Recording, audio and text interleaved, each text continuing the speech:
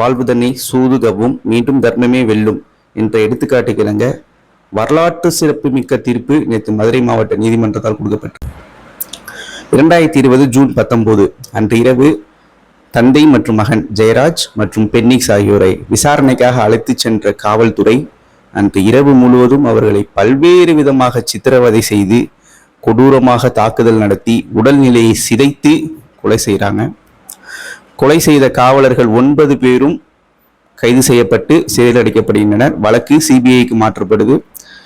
சிபிஐக்கு மாற்றப்பட்டு சுமார் 6 வருடம் கழித்து கடந்த மாதம் மார்ச் அன்று 9 காவலர்களும் குற்றவாளிகள் என்று அறிவிக்கப்படுறாங்க.